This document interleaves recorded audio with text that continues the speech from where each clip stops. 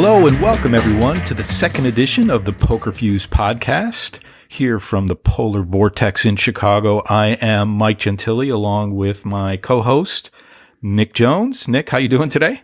Yeah, hi there. Very good. Coming from Dublin today, just showing our commitment to the new podcast that I've brought my new extremely heavy microphone all the way to the city of Dublin to record this today.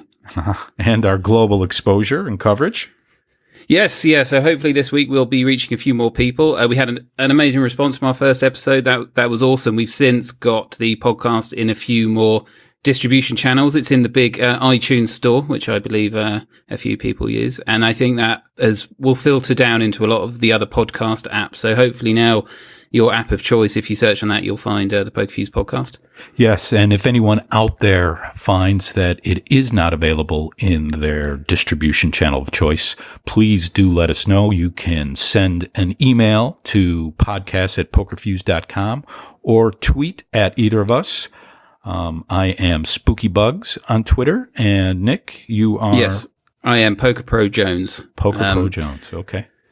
But yeah, so you can also find us on YouTube, which is cool. We had somebody ask this week about whether we were on YouTube because it has automated transcriptions, which is very useful. If you're obviously deaf or hard of hearing, you can read it there, which is fantastic because I didn't realize that benefit of putting it on YouTube. But yeah, apparently the report is that it is readable. My accent is slightly harder for the robots to transcribe perfectly, but you were fully intelligible. Oh, wow. That's good to hear. Yeah. Providing that service for the hearing impaired is definitely a good thing, something that we're happy is happening. And from the feedback that I saw, it seemed that most of the transcription was pretty accurate. So as another bit of feedback that we got, so I started a Twitter poll this week asking what day of the week was best to drop a podcast, because right. we're muddling our way through here, and we're doing the end of the week just because it seems to be most useful for us, because I think it's the point where we know the most about what's going on in the week, and we've talked about it and written about it. So hopefully, we can talk most intelligibly about it. But the Twitter poll was pretty evenly split between an early start to the week or an end of the week. So if you have thoughts on that, do let us know. We can certainly play around with the schedule. Yeah, and any other feedback too that anyone has regarding any aspect of the podcast, we would definitely like to hear. Yeah, and something that we wanted to do, just because for me personally, I like short to the point podcasts, was do it in half an hour, and just through complete luck we did it within half an hour with about 15 seconds to spare. So I think this week we're going to struggle a bit more because we've got a couple more topics that we want to talk about, but we'll see how we get on. This week started out with the new half-price Sunday Million. PokerStars dropped the price of their flagship weekly tournament from $215 down to $109. The new price point attracted 12,458 individual players, with 3,092 of them choosing to fire off one more bullet and re-enter the tournament. In total, the prize pool exceeded $1.5 million, blowing past the $1 million guarantee. Nick, what does that mean? Yeah, so that's a lot of people, isn't it? It's a lot more people that played the 215 before. I think normally it was covering its guarantee quite handily at the $200 buy-in and getting 5,000 to 6,000 people. This got 12,000 people and then a few thousand re-entries. So it's obviously a big success for PokerStars. It's funny talking about this topic because you're always trying to look at these numbers and anchor it to something else. Obviously one anchor is the guarantee, and obviously they went 50% over, so that's very good. But maybe PokerStars all along expected it to, top 1.5 million. It certainly shows that they, had their satellite structure organised correctly. It certainly shows that there's an appetite for the Sunday Million at this buy-in level. So it's certainly a success. I know there was some concern about what the first place prize would be. What did that come in at? Yeah, so the first place prize was over 100,000, maybe 115. So it was down from when it was the $200 buy-in. but it still exceeded the 100,000 mark. What's interesting is that I think it was 8.2% or 8.8%, one of those two numbers, of the prize pools paid out to first place prize. But what's interesting is that I didn't know this, but Anaj, who writes for us, who knows everything about PokerStars, pointed out that you can see in the client however many people enter that tournament is how they're going to structure it. So it shows that even if the tournament only just met its guarantee, then the first place prize actually bumps up to something like 12 or 13%. So they structured it so that the first place prize will always be six figures, which is nice. And the only reason why proportionally it was as low as 8% was because so many more people over the guarantee entered. So if and when it gets closer to that guarantee, then that first place prize proportionally will get larger. Yeah, the prize pool payout structure is dependent on the number of entries. Yeah, and so it's interesting that they didn't kind of talk up the fact that it's, $100,000 guaranteed first place prize, which maybe they're just holding that in their bag to promote later on. But it certainly seems like, you've got to wade through a much bigger field, but it's still a nice target for players to enter, to shoot for. Yeah, while this one was definitely a success, it will be interesting to see how successful the weekly tournament is moving forward. I know, especially as the summer months come, when online poker traditionally goes through a bit of a lull period, it'll be interesting to see how many entries they attract and how popular the new price point is. One exclusive that we do have, that we had on Pokerfuse that we came out with, was the 13th anniversary edition of the Sunday Million. And we do have a date for that now. That is taking place on April 14th, one day before the anniversary of Black Friday. And do we know anything about the guarantee on that tournament yet, Nick? No, so they wouldn't tell us that information. The last 2 or 3 years it was $10 million, so it would be surprising if it wasn't at least that. So they had a few at the 5 million mark, and then they had a couple at the 10 million. I think it was last year. The first one, they missed that guarantee by over $1 million. Right, by quite a lot. Yeah. Yeah, and then they ran a Take Two event a couple of months later, and it easily covered.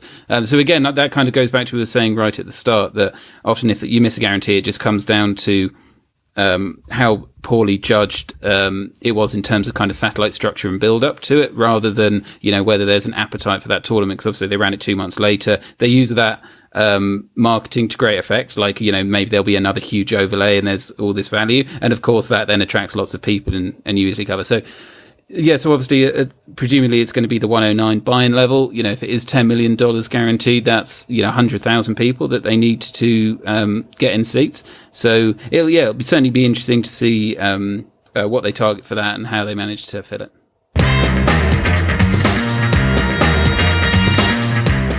PokerStars finally bans automated seating scripts was a headline that we published on Poker Industry Pro this week, and later with a follow-up with a bit more context on Pokerfuse. PokerStars has officially decided that seating scripts, so third-party tools which will automatically seat a player at cash game tables, whilst key point here is whilst profiling the players at the table to find kind of weak spots. These are going to be banned as of what we think, although unconfirmed, is March. So yeah, when we covered this story, I think one common response from a lot of readers was, didn't they do this 5 years ago? Yeah, and they did make some substantial changes to their third-party tool policy over time, but they did not specifically ban these, in large part because they couldn't figure out a way to enforce it. Yeah, which is interesting, and we're not entirely clear what has changed internally that they now feel confident that they can enforce these rules. I've always been personally a little skeptical as that as I believe that is their reason, but obviously, bots are obviously prohibited, and I'm not sure if it's much easier to detect them over, say, third-party tools. So there's a lot going on, I guess, behind the scenes about them juggling what should and shouldn't be permitted, what they can enforce, or what they want to commit the resources to enforcing this ban. But this is something that's going to be happening in a couple of months. But what's interesting is that it's not all third-party tools for seating players. Yeah, and they are very specific in in stating that seeding scripts will be allowed as long as they do not take into consideration the caliber of opponent when seating a player at a table. So in other words, they can't determine where they're going to seat you based on the quality of the players at a particular table.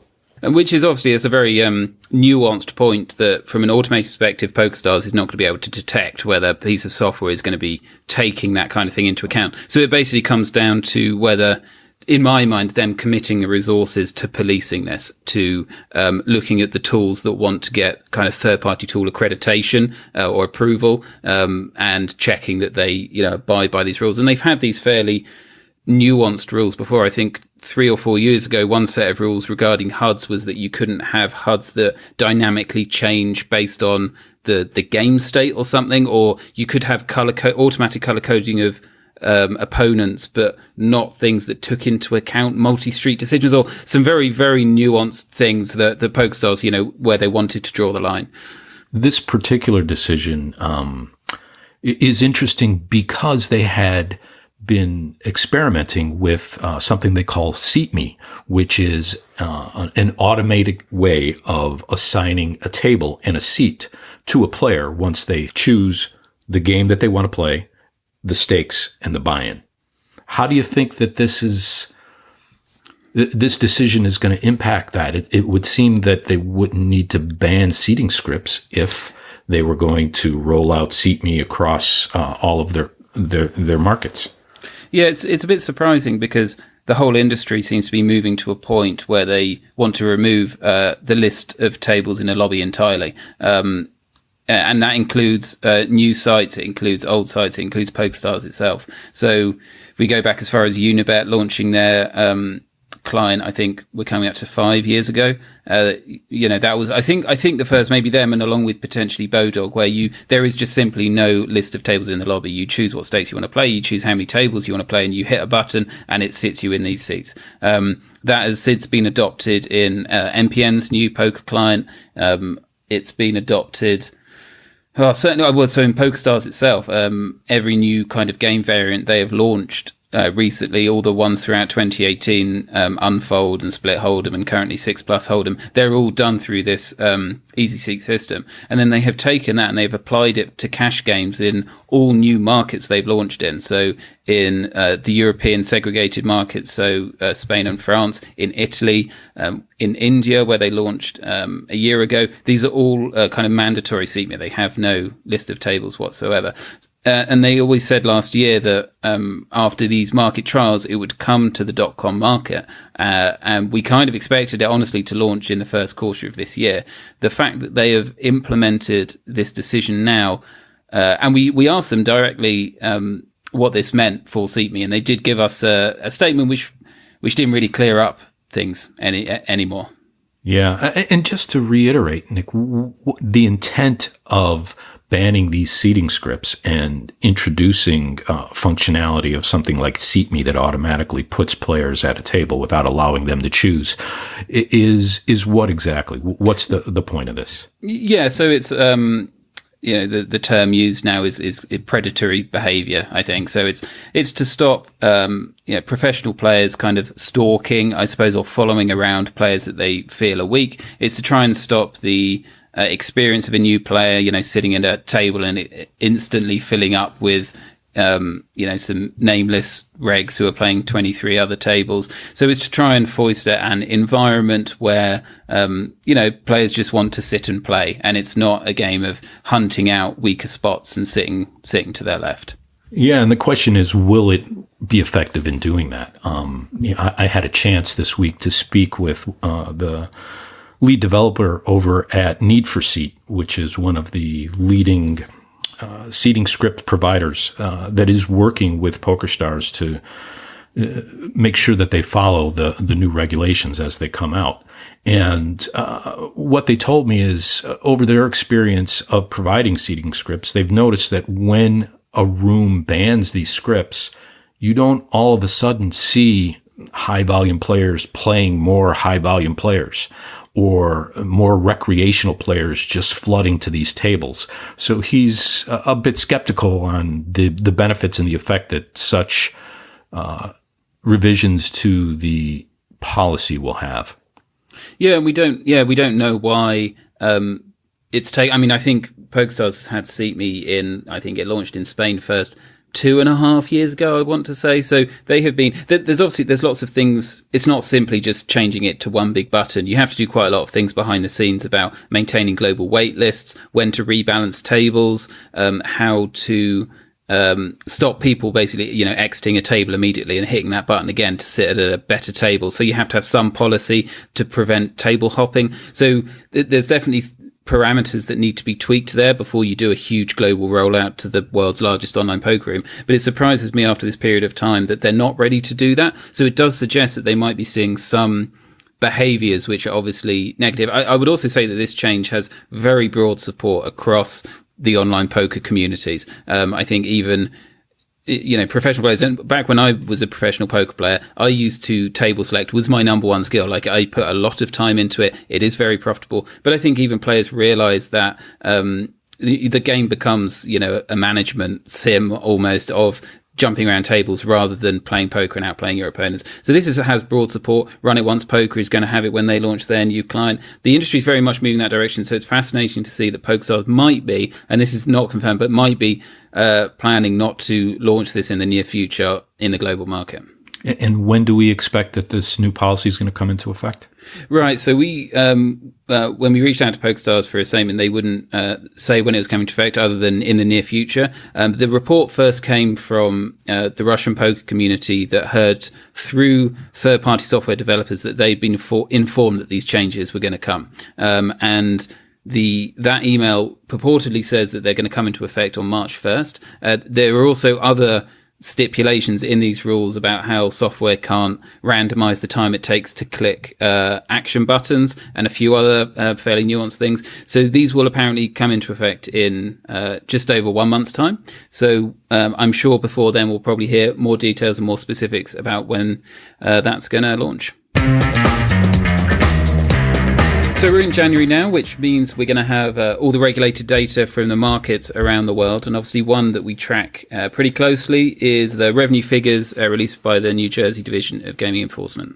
Yeah, figures for December came out earlier this month, and that put a cap on the total revenue figures for 2018, allowing us to compare to previous years and put the numbers into a bit of perspective.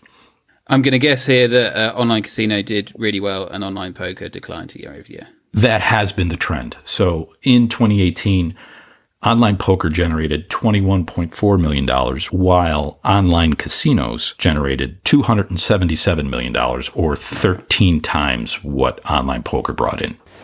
So 2018, even though the trend of declining poker revenue continued, was not all bad news. There was a lot of highlights in New Jersey and for online poker in the U.S. in general, the most or the biggest of which has been the advent of shared liquidity. While Nevada and Delaware were already sharing liquidity, their size together still did not make much of a difference. But once we added in the population to New Jersey, we saw a pretty big boost in revenue from the operator that was able to share that liquidity. Currently, the only operator available to share liquidity across state lines is the All-American Poker Network, which consists of WSOP.com and 888poker.com. And what we saw was right before the World Series of Poker in Las Vegas, they went live. They combined their player pools from New Jersey with the existing combined player pools of Delaware and Nevada, and they launched a big promotion and tournament series to celebrate that.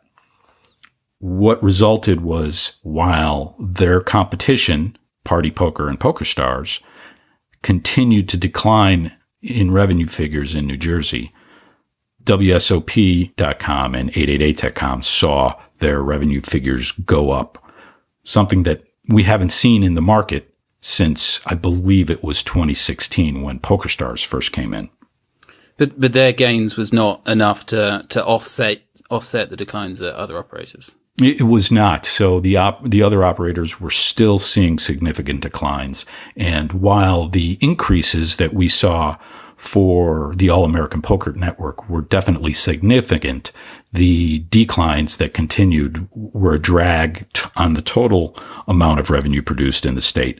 And as a result, 2018 was the lowest year on record as far as revenue is concerned in New Jersey. So I spy in the back end that we have an article penned by you on this very topic, which I'm guessing will be published by the time this podcast goes live. So if you're listening and want to learn more, certainly check that out. I haven't read it yet, but I'm guessing, Mike, that you expound a bit more on this topic and the benefits of shared liquidity and where the market needs to go. Yeah, and another big benefit that we saw in 2018 was because of shared liquidity, the All-American Poker Network was able to provide access to players in New Jersey to play for a World Series of Poker bracelet online for the very first time. And in fact, we did have a player from New Jersey win an online poker bracelet for the WSOP. So that was definitely a highlight. Another highlight was, I think, the progression of the online poker market getting ready to open in Pennsylvania. We saw the regulator publish regulations, approve licenses, and that is definitely can be viewed as a positive step forward for online poker in the U.S. So we have obviously that on the horizon as a positive step, but of course there's the dark cloud of the Wire Act reinterpretation that we also have.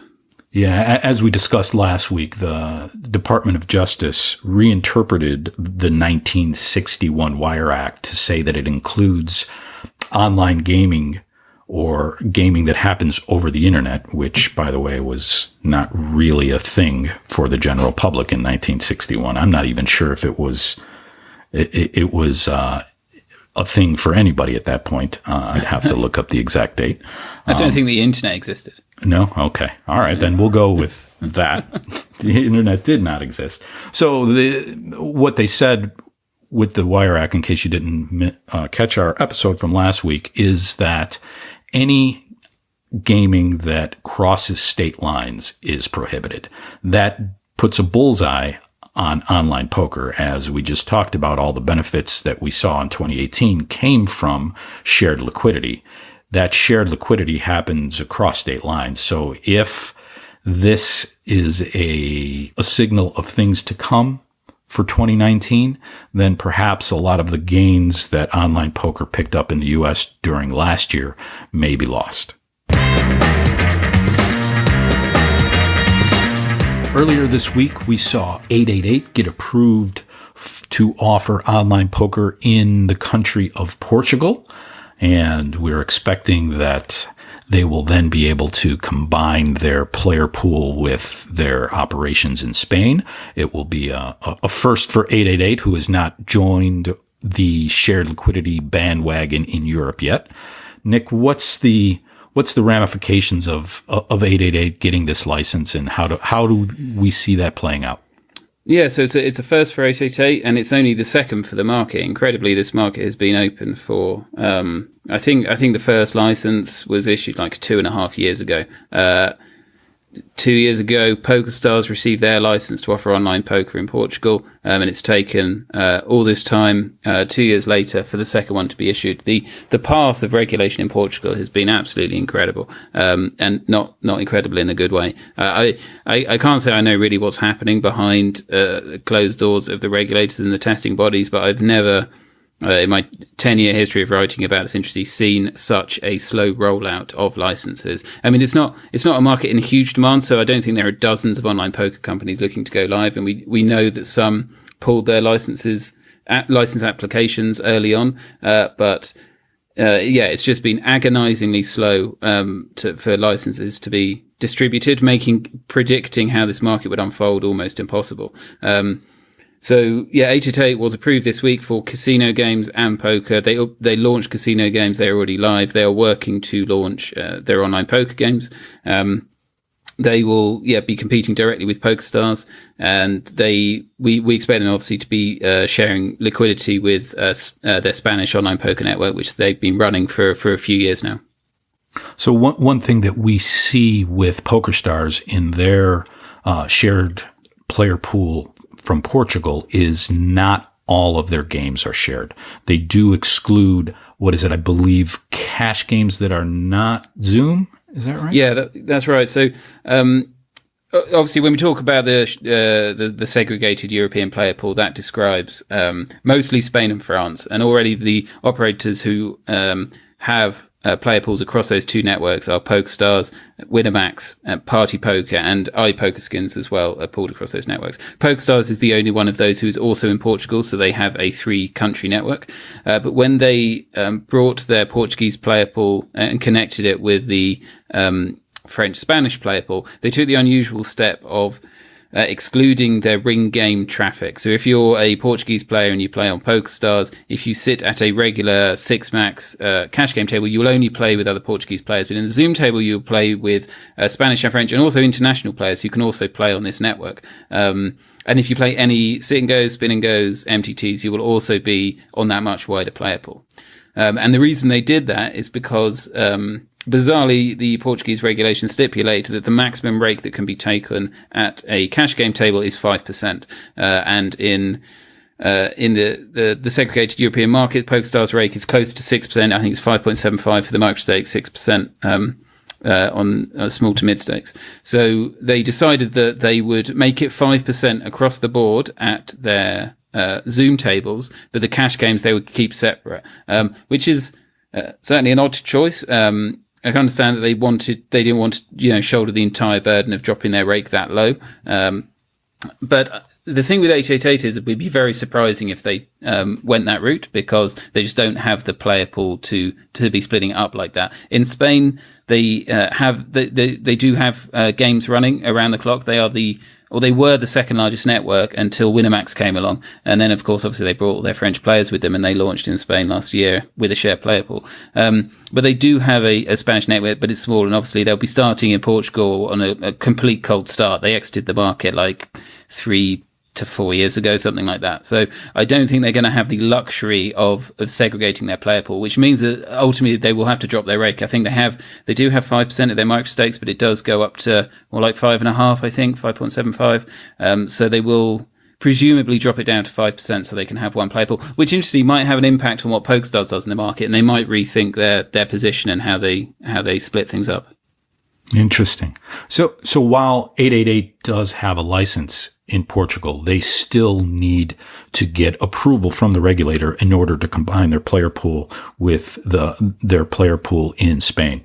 Yeah, we believe so. So when PokerStars, they launched in Portugal, it was entirely separate, and then a few months later, or a few months after the Portuguese regulator signed on to the shared liquidity agreement and put through the technical standards, PokerStars then received authorization to do it, and within days of receiving that, they then connected the player pools up. So I imagine 888 is going to be waiting to receive that approval, and then on the day they launch, it'll be automatically connected with Spain. There's no point in I think them launching softly beforehand with an entirely fresh network. So that could be like days away. It could be weeks or months away. It's one of those things that, again, guessing is almost entirely impossible. Similarly, it's impossible to guess when there'll be more competition in Portugal. We know that Winamax wants to launch there. They've hired ambassador in Portugal. They're looking to expand.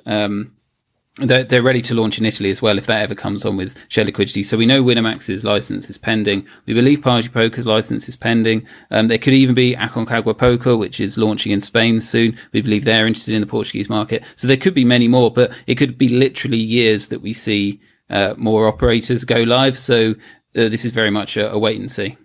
Yeah, I would expect that all online poker operators have at least applied for a license in Portugal. But if the past track record is any indication of how quickly we could see those licenses being issued, it could be quite a while before we see another online poker operator open up in Portugal. Yeah, and if you needed any clearer indication of how shared liquidity makes a market attractive, when the licenses first came online, we did expect a lot of operators to apply. And honestly, I think everyone expected licenses to be issued within months. And obviously that stretched on and on and on. But we then saw operators say that they had withdrawn their license applications because it turned out at the last minute that it wasn't going to be open to the .com player pool. And then all of a sudden you're dealing with a market, which I think the population of Portugal is 10 million. It isn't the richest country in Europe. So it just was a small market for online poker that people other than PokerStars would be really interested in entering. Then all of a sudden Portuguese signed on with the European Czech Liquidity Pact, and all of a sudden I think operators are interested again. The European market is a very exciting one. It's growing very fast. There's some real competition there. Party Poker is putting a lot of money there. Winamax is putting in a lot of money into all the markets. We're seeing new market entrants like Aconcagua, as we previously mentioned. And yeah, I would now expect them to be in that queue for a license. So after us running so good in EP1 and turning in a podcast that was 30 minutes almost to the second, I don't have as much confidence prior to the production that we're going to hit that again. Yeah, I don't think there's a chance that this one's going to come in under the 30-minute mark. But it will be interesting to know if people would like a little bit longer of a podcast or if they want us to keep it to that strict 30-minute mark. Yeah, so I personally, I don't listen to a lot of podcasts, and I don't have a work commute. I don't have a regular travel, so I don't have a lot of time to listen to podcasts. So for me, short ones definitely appeals. But obviously, I'm not standard. I'm not your average podcast listener. So we'd love to hear as it turns out, we can ramble on for potentially hours. So if you'd like to hear more rambling, let us know. If you think a tight 30 minutes is better, do let us know, because we can definitely look to trim segments. So yeah, please do get in touch. All right, that wraps up episode 2. Thanks everyone for tuning in, and we will see you next time.